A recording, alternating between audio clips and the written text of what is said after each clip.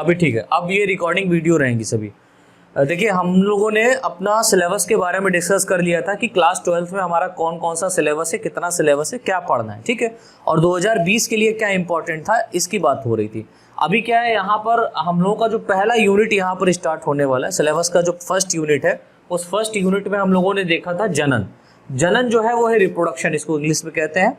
इस टॉपिक के अंतर्गत जो पहला चैप्टर हमारा रहेगा वो रहेगा जीवों में जनन, that means reproduction in organism. तो आप लोग को इसको थोड़ा सा अच्छे से देखिए और अपनी कॉपी निकालिए, उसमें लिख लीजिए। तो ये चैप्टर फर्स्ट इस तरीके से आप लोग लिख सकते हैं अपने नोट्स, और यहाँ से फेयर नोट्स बनेंगे। मैं जो भी यहाँ से थ्योरी बोलूँगा आपको सुनाई पड़ेगा अच्छे से। आपके सामने पेन कॉपी रखा हुआ है, पेन उठाइए, कॉपी में लिखना शुरू कीजिए। मैं थ्योरी बोलूँगा जिस तरीके से बोली जाती है क्लासरूम में, राइट। बिल्कुल क्लासरूम वाली फीलिंग आने वाली है यहाँ पर। तो यहाँ पर चैप्टर फर्स्ट है हमारा जीवों में जनन, रिप्रोडक्शन इन ऑर्गेनिज्म, इसको इंग्लिश में कहते हैं। तो बेटा इसके अंतर्गत कुछ पॉइंट्स लिख लो जो इंपॉर्टेंट है। लिखिए, मैं थ्योरी बोलता हूँ।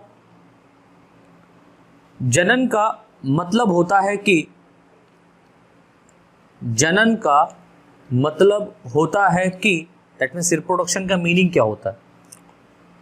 मतलब होता है कि कोई भी जीव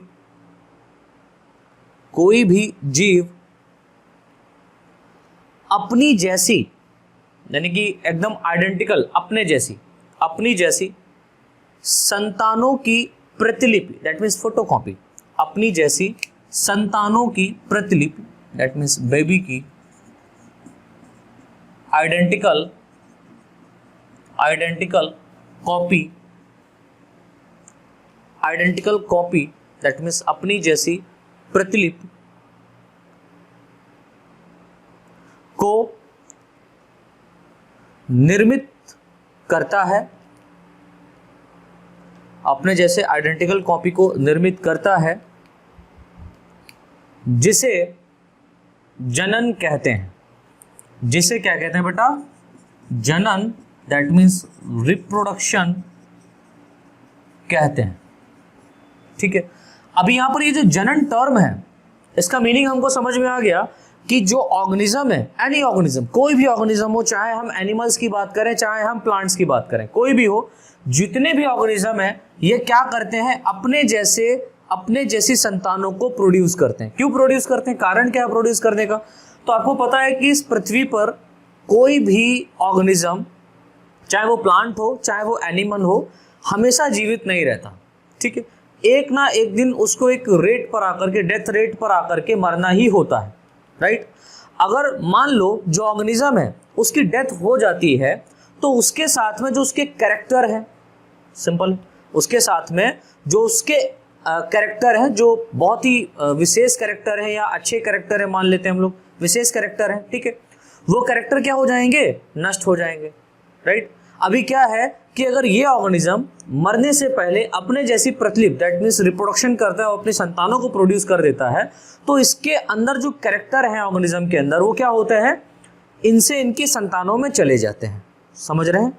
इनसे इनकी संतानों में क्या होते हैं बेटा? चले जाते हैं। अब मान लो कि जो पेरेंट है वो डेथ भी कर जाते हैं, लेकिन उनका जो कैरेक्टर था, उनका जो जेनेटिक लेवल था, उनका जो जीन रूप था, वो आपके अंदर पाया जा रहा है, राइट।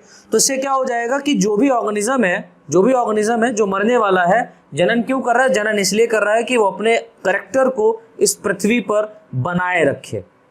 वो ये चाहता है कि मेरे जो कैरेक्टर है वो इस पृथ्वी पर पाए जाएं। जैसे कि आप फॉर एग्जांपल ये समझिए कि आप हैं, राइट, आपके पापा मम्मी हैं। आपके पापा मम्मी ने आपको पैदा क्यों किया? क्योंकि वो चाहते हैं कि उनके जो कैरेक्टर है इस पृथ्वी पर बने रहें। और सिर्फ पापा मम्मी ही नहीं, बल्कि किसी भी ऑर्गेनिज्म को आप उठा करके देख लिए, मोस्ट ऑफ कोई भी ऑर्गेनिज्म, लाइक चाहे वो प्लांट हो, चाहे वो एनिमल हो, हर ऑर्गेनिज्म क्या करना चाहता है? रिप्रोडक्शन करना चाहता है। क्यों करना चाहता है? क्योंकि उस ऑर्गेनिज्म के जो कैरेक्टर है, वो कैरेक्टर क्या हो? इनसे इनकी संतानों में चले जाएं। अब मान लीजिए संतान जो होती है उसके अंदर माता पिता के लक्षण होते हैं, राइट। अब माता पिता के लक्षण उसके अंदर पाए जा रहे हैं। अब मान लो माता पिता नहीं रहे, लेकिन क्या हुआ? उसके बेबी तो है, दैट मीन्स उसका कैरेक्टर तो इस पृथ्वी पर है। अभी क्या है कि आप जो जाने जा रहे हैं वो अपने मम्मी पापा से जाने जा रहे हैं, समझ रहे हैं। और आपके मम्मी पापा उनके मम्मी पापा से जाने जाते थे, मतलब आपके जो डैड हैं वो अपने पापा से जाने जाते हैं, उनके जो पापा हैं, डैड के डैड जो हैं, वो अपने पापा से जाने जाते हैं। तो ये क्या हम कह सकते हैं कि यहाँ पर एक चैन बनना है, ठीक है। ये चैन क्यों बना है? क्योंकि रिप्रोडक्शन है। अगर ये प्रोसेस ना होता तो आज की जनरेशन जो यहाँ पर हम लोग देख रहे हैं, ये जनरेशन नहीं पाई जाती, राइट।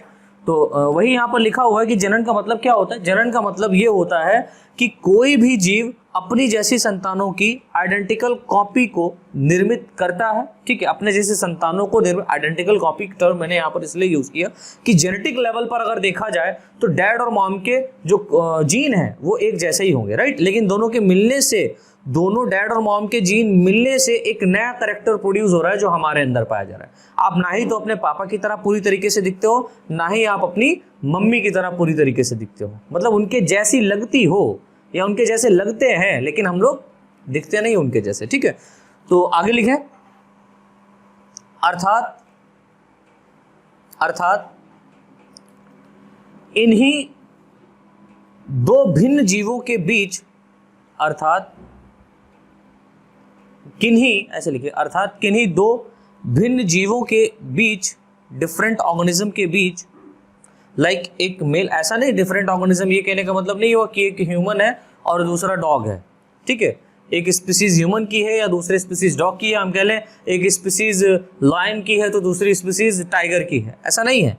टाइगर लायन का रिप्रोडक्शन पॉसिबल है, बट उससे जो ऑर्गेनिज्म पैदा होगा, उससे जो बेबी होगा वो लाइगर कहलाता है। ना ही टाइगर होता है ना ही लायन होता है, तो उसको हम लोग लाइगर बोलते हैं, ठीक है। और ये जो लाइगर होता है, ये जो लाइगर है, ये एक्चुअल में रिप्रोड्यूस नहीं करता, मतलब इसके अंदर रिप्रोडक्शन की क्षमता नहीं पाई जाती है, ठीक है।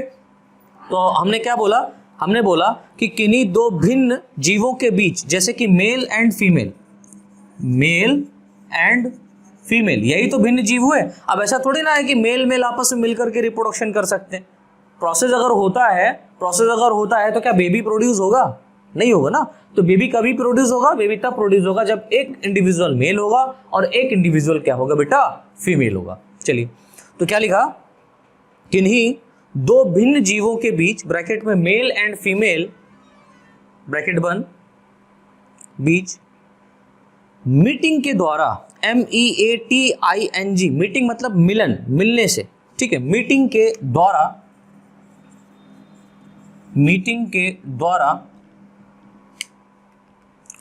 एक नया या यंग, हम कह सकते हैं न्यू, NEW न्यू, या यंग, YONG यंग, एक न्यू या यंग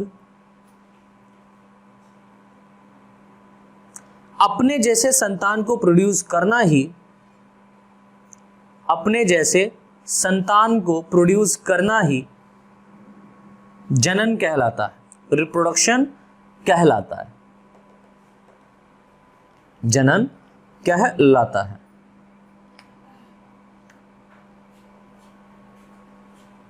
उत्पन्न करना जनन कहलाता है, रिप्रोडक्शन कहलाता है।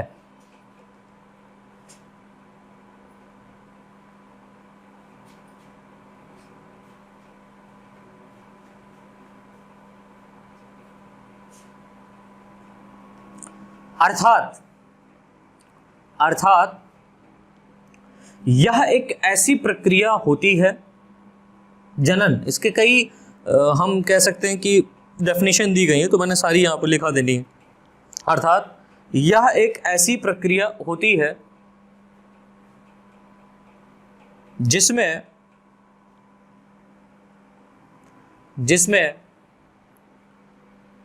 किसी इंडिविजुअल बोले तो ऑर्गेनिज्म, या ऑर्गेनिज्म ही बेटर है, किसी ऑर्गेनिज्म लिख लो, किसी ऑर्गेनिज्म या इंडिविजुअल कहने का मतलब हो जाएगा हम एक स्पेसिफिक ऑर्गेनिज्म की बात कर रहे हैं, लाइक ह्यूमन की बात करेंगे या हम लोग किसी अन्य ऑर्गेनिज्म की बात करेंगे, ठीक है। अगर हम ऑर्गेनिज्म की बात कर रहे हैं तो इसमें आपके सारे ऑर्गेनिज्म आ जाते हैं, लाइक एनिमल भी आ जाता है, प्लांट भी आ जाता है, तो किसी भी ऑर्गेनिज्म, ठीक है, या इंडिविजुअल के जन्म से लेकर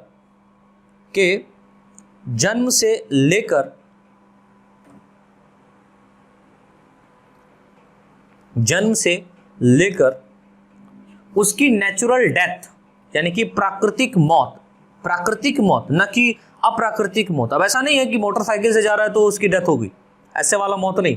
प्राकृतिक मौत, प्राकृतिक मौत बोले तो हम ये कह सकते हैं कि कोई बेबी जो है वो एडल्ट में चेंज हो, यंग में चेंज हो, फिर यंग से एडल्ट में हो, एडल्ट से वो बूढ़ा हो, ठीक है, ओल्ड हो, और ओल्ड होने के बाद में उसकी डेथ हो।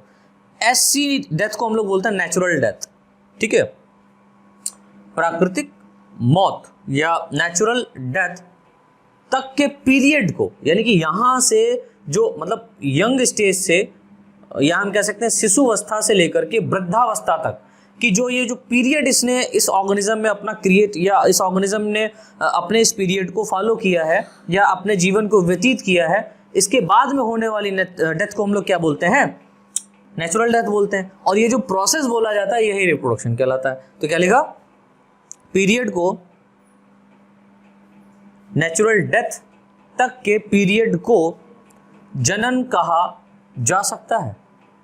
नेचुरल डेथ तक के पीरियड को जनन कहा जा सकता है। नेचुरल डेथ तक के पीरियड को जनन कहा जा सकता है। चलिए, इतना समझ में आया? नेचुरल डेथ तक के पीरियड को जनन कहा जा सकता है। तो यहां पर कुछ एग्जाम्पल लिख लीजिए, जैसे फॉर एग्जाम्पल कुछ एग्जाम्पल्स हैं, राइट, लाइक ह्यूमन का जो एक डेथ रेशियो माना गया है वो कितना माना गया है? ह्यूमन का जो, यानी कि ह्यूमन जो अपने पूरे एक नेचुरल डेथ तक जाएगा वो कितना जा सकता है? 79 to 80। अभी आप कहेंगे सर मेरी दादी तो 100 साल की है। अरे भैया कुछ फैक्ट छोड़ करके, मतलब हम ये डाटा ले रहे हैं कि इस एज तक, इतने तक जो है ना ह्यूमन का डेथ हो जाता है, ठीक है। मोस्ट ऑफ केसेस में, अधिकतर केसेस में क्या होते हैं, 89 से 80 साल तक के जो व्यक्ति होते हैं उनकी डेथ हो जाती है, ठीक है। तो ह्यूमन का कितना डाटा है? 79 to 80 ईयर, ठीक है। अगर हम लोग यहां पर क्रोकोडाइल की बात करें, क्रोकोडाइल मगरमच्छ, तो क्रोकोडाइल का जो एज यहां पर रेशियो निकाला गया है वो है 60 ईयर। 60 साल तक क्रोकोडाइल जीवित रहता है। ये डाटा याद रखिएगा, ये डाटा एक्चुअल में आपका पूछा जाता है और एनसीईआरटी से रिलेटेड है, ठीक है। 60 साल तक पूछा जाता है। अगर हम लोग पैरट की बात करें, पैरट तोता, तो तोता की जो लाइफ होती है वो होती है 140 ईयर। दादा दादी से भी ज्यादा जीते हैं, है ना, 140 ईयर, 140 साल तक पैरट की लाइफ स्पैम होता है, लाइफ साइकिल होती है। अगर हम लोग कौवा की बात करें, क्रो की बात करें, कौवा की बात करें तो ये सिर्फ 15 साल तक जीते हैं, 15 ईयर, 15 साल। लिखते चलिए साथ में। अगर हम लोग बात करें किसकी? एलिफेंट की, हाथी की बात करें तो ये 60 से 80 साल तक लिविंग रहता है। एलिफेंट कितने से कितने साल तक? 60 से 80 साल तक। 60 से 80 साल तक कौन जीवित रहता है बेटा? एलिफेंट जीवित रहता है। वहीं अगर हम लोग डॉग की बात करें, कुत्ता सभी पालते हैं आज के ज़माने में, बड़ा अच्छा लगता है उनको डॉग।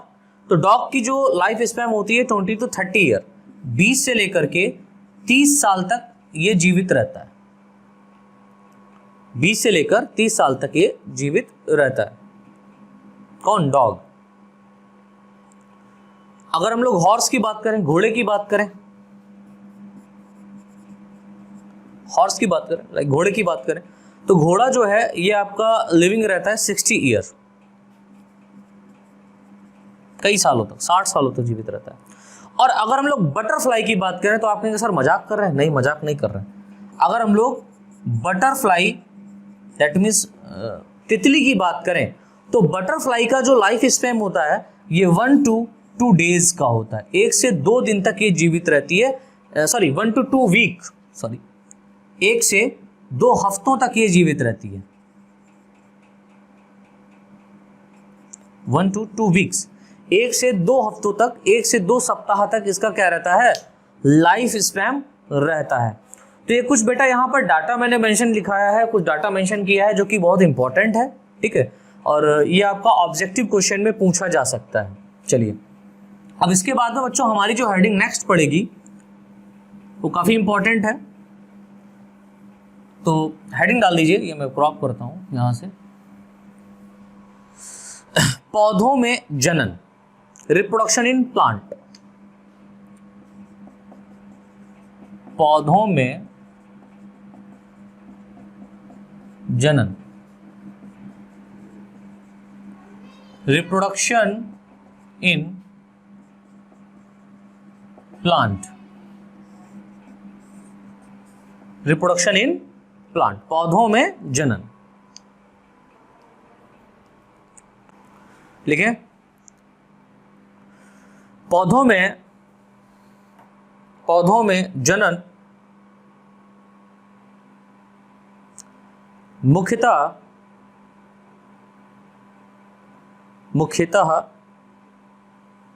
दो प्रकार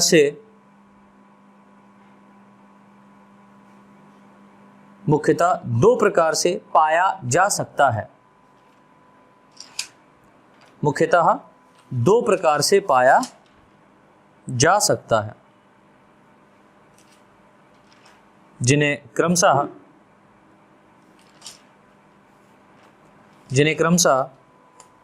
नंबर 1 कायिक जनन,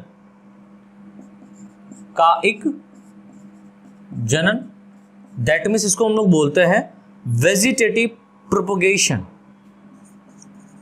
vegetative propagation, VEGETATIVE, vegetative propagation, PROPAGATION, vegetative propagation. या इसी को हम लोग बोल सकते हैं अलैंगिक जनन। अभी कहेंगे सर ये कायिक जनन अलैंगिक जनन तो अलग अलग होता है, लेकिन नहीं भाई साहब, मैं आपको बताऊं, जो अलैंगिक जनन होता है इस अलैंगिक जनन का ही एक भाग होता है कायिक जनन। लेकिन होता क्या है, दोनों में थोड़ा सा डिफरेंस है, थोड़ा सा, ज्यादा नहीं, थोड़ा सा है। इसीलिए हम कह सकते हैं vegetative propagation are the part of asexual reproduction, right. तो यहां पर अलैंगिक जनन भी हम इसको क्या कह सकते हैं, बोल सकते हैं, या अलैंगिक जनन, that means asexual, ASEXUAL, English important है, लिखकर चलें, asexual reproduction. Asexual reproduction. Number दो अलैंगिक जनन, सॉरी लैंगिक जनन। नंबर 2 है लैंगिक जनन, that means sexual reproduction, SEXUAL, sexual reproduction, sexual reproduction. ठीक है, तो यहां पर दो प्रकार से क्या पाया जा रहा है, पौधों के अंदर जनन पाया जाता है। आपने किसी बुक में 3 देखा होगा, कायिक जनन अलग होता है, अलैंगिक जनन अलग होता है और लैंगिक जनन अलग होता है। मैंने यहाँ पर कायिक जनन को अलैंगिक जनन में ही क्या कर दिया, इंक्लूड कर दिया। ये बेटर है। क्यों बेटर है?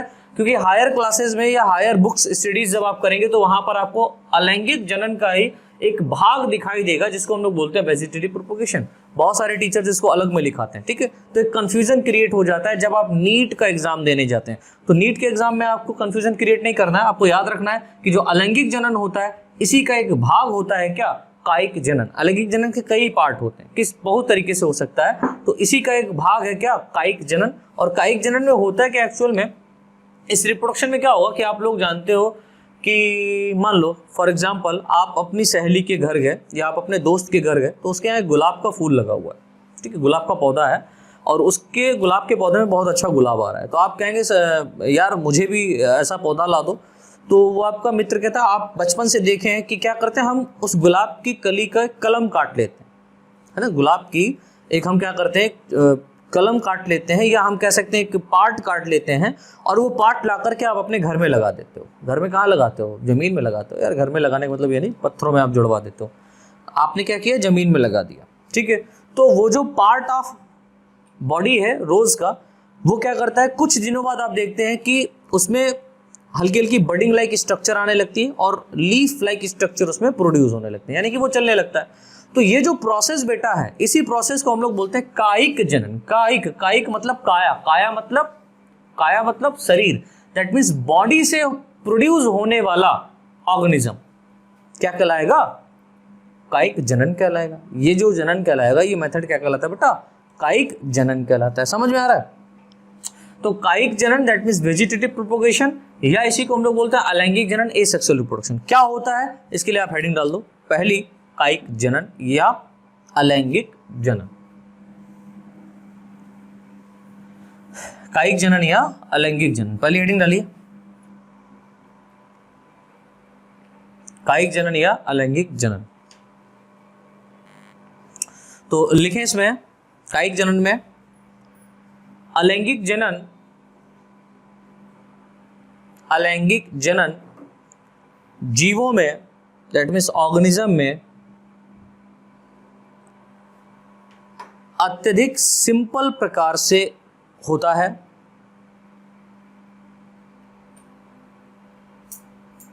अलैंगिक जनन जीवों में अत्यधिक सिंपल प्रकार से होता है, अत्यधिक सिंपल प्रकार से होता है। इस क्रिया के दौरान केवल एक ही जीव यानी कि वन इंडिविजुअल या वन ऑर्गेनिज्म, केवल एक ही जीव मैच्योर होने के बाद, दैट मीन्स परिपक्व होने के बाद, मैच्योर होने के बाद अपनी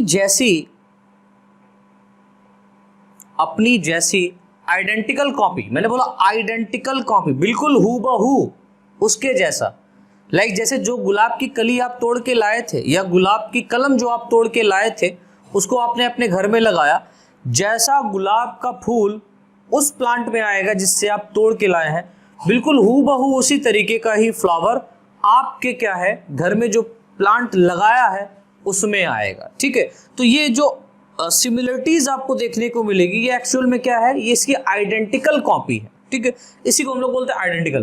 तो यहाँ पर कायिक जनन या अलैंगिक जनन के द्वारा होने वाला जो रिप्रोडक्शन है वो एक इंडिविजुअल फॉलो करता है। जैसे कि नाम से ही पता चल रहा है, अफार अनुपस्थित लैंगिक, लैंगिक कहने का मतलब होता है यहाँ पर सेक्स से, दैट मीन्स दो इंडिविजुअल यहाँ पर नहीं होंगे, सिर्फ एक इंडिविजुअल क्या करेगा, अपने जैसी संतान, अपने बॉडी से ही अपने जैसी संतान को क्या कर देता है, प्रोड्यूस कर देता है। अभी ये मत सोचिएगा कि आपके अंदर भी ये पावर है, कहीं आप धोखेधाड़ी में अपना अंगूठा काटे और रख दें कि देखें मेरी तरह एक बनेगी कि नहीं बनेगी, तो ऐसा मत करिएगा, नहीं तो अंगूठा भी जाएगा और बनेगा भी कुछ नहीं, क्योंकि आपके अंदर ये पावर नहीं है। ये पावर कहाँ पाई जाती है, लोअर ऑर्गेनिज्म में या मोस्ट ऑफ प्लांट्स में, अधिकतर प्लांट्स में आपको ये देखने को मिलती है अलैंगिक जनन, या हम कह सकते हैं कायिक जनन। और कुछ एनिमल्स जैसे कि आप जब बीएससी में आएंगे तो या मैंने आपको फर्स्ट ईयर में पढ़ाया था प्रोटोजोआ, पोरीफेरा, सिलेंट्रेटा, इनके अंदर भी जो है ना ये regeneration power and asexual reproduction देखने को मिलता है।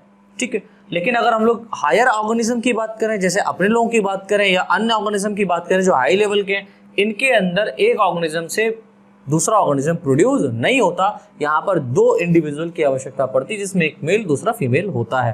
राइट, तो यहाँ पर मैंने बताया कि एक ऑर्गेनिज्म मैच्योर होकर अपने जैसी आइडेंटिकल कॉपी के रूप में, आइडेंटिकल कॉपी के रूप में, फॉर्म में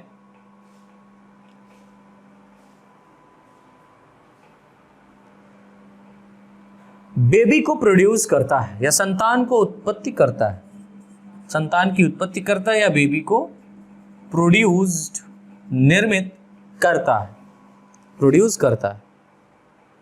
ठीक है, जिसके कारण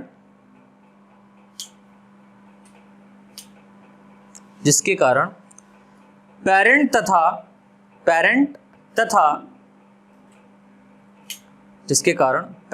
तथा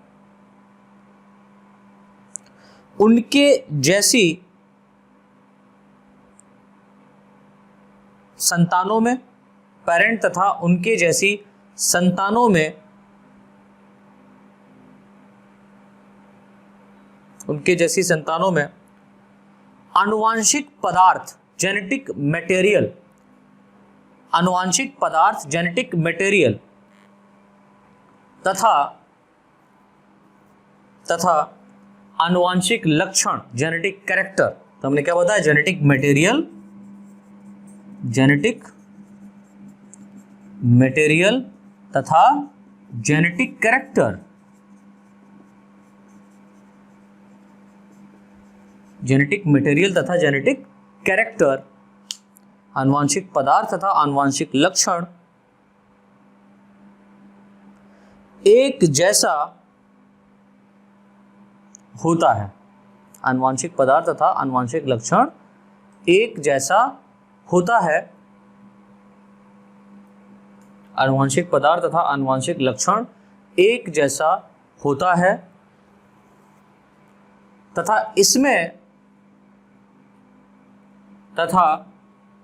इसमें किसी भी प्रकार का अंतर नहीं पाया जाता है, तथा इसमें किसी भी प्रकार का अंतर, दैट मीन्स डिफरेंशिएशन, नहीं पाया जाता है, अंतर नहीं पाया जाता है। नई लाइन से लिखिए, अलैंगिक जनन की क्रिया के दौरान, अलैंगिक जनन की क्रिया के दौरान निर्मित होने वाले पौधे, अलैंगिक जनन की क्रिया के दौरान निर्मित होने वाले पौधे, प्लांट्स, क्लोन, CLONE, प्रोड्यूस होने वाले प्लांट्स क्लोन, CLONE, क्लोन कहलाते हैं, CLONE, क्लोन कहलाते हैं। तो क्लोन क्या होते हैं, इसको हिंदी में कहते हैं पुंजक। क्या बोलते हैं बेटा, पुंजक, इसको लिख लेना। तो क्लोन होता क्या है, क्लोन कहने का मतलब होता है कि एक ऐसा इंडिविजुअल जो बिल्कुल अपने पेरेंट्स के सिमिलर दिखाई दे, आइडेंटिकल दिखाई दे, इसे हम लोग बोलेंगे क्लोन। तो मैंने यहां पर बताया अलैंगिक जनन क्या होता है। अलैंगिक जनन में मान लो कि ये मेरा हाथ है, मान लो, मानने में कुछ नहीं जाता है, इसको मैंने क्या किया, यहां से काटा और काट करके मैंने इसको जमीन में लगा दिया। अभी क्या हुआ कि एक सुमित्राना यहाँ पर आपको पड़ा है, दूसरा सुमित्राना उग रहा है ना। ये जो प्रोसेस होता है ये कहलाता है अलैंगिक जनन।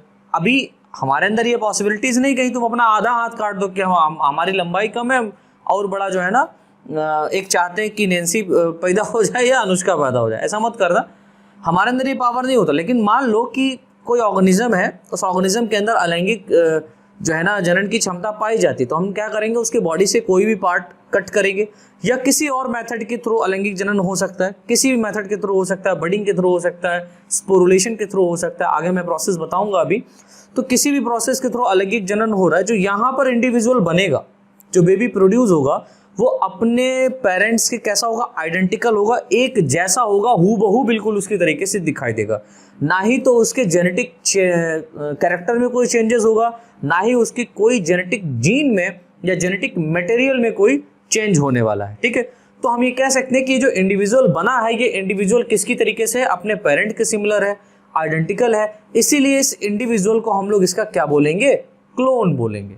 तो क्लोन अभी समझ लीजिए, इसके बाद क्लोन भूलना नहीं चाहिए। क्लोन क्या होता है, तो आप कह सकते हैं क्लोन ऐसे इंडिविजुअल होते हैं जो अपने बिल्कुल पेरेंट्स के सिमिलर या एक जैसे दिखाई देते हैं, तथा इनके अंदर किसी भी प्रकार का ना ही तो जेनेटिक लेवल पर चेंजेस होता है, ना ही जेनेटिक कैरेक्टर लेवल पर चेंजेस होता है। समझ में आया बेटा इतना? चलो अब नई लाइन से लिख लीजिए, हेडिंग डाल दीजिए, अलैंगिक जनन के प्रकार। अलैंगिक जनन के प्रकार, types of asexual reproduction, types of asexual reproduction, अलैंगिक जनन के प्रकार क्या क्या है। तो पहला जो प्रकार आपको यहां पर देखने को मिलेगा वो मिलेगा द्विविभाजन या विखंडन। पहला जो प्रकार है वो क्या है? द्विविभाजन या विखंडन।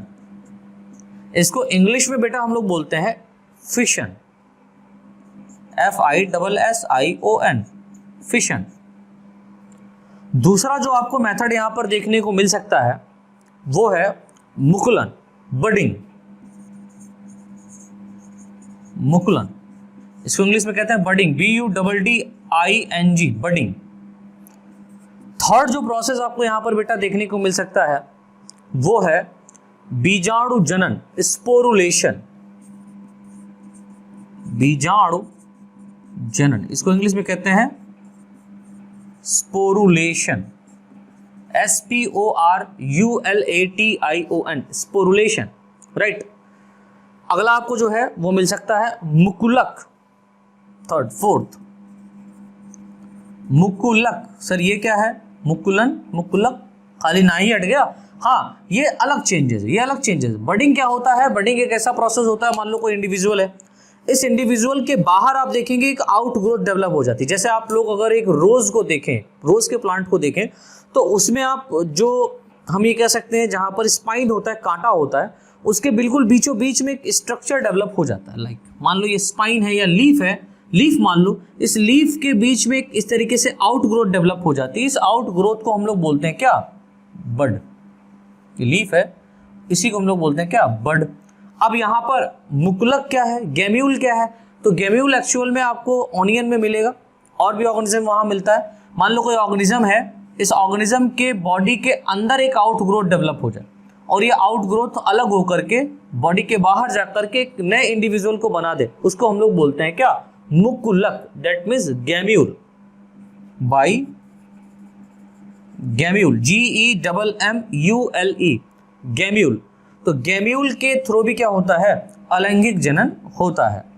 और आपको यहां पर एक मेथड देखने को मिल सकता है जिसको हम लोग बोलते हैं खंडी भवन, फ्रेगमेंटेशन। इंपॉर्टेंट है ये, आपका BSc तक पीछा नहीं छोड़ने वाला है। कौन सा? खंडी भवन, खंडी भवन।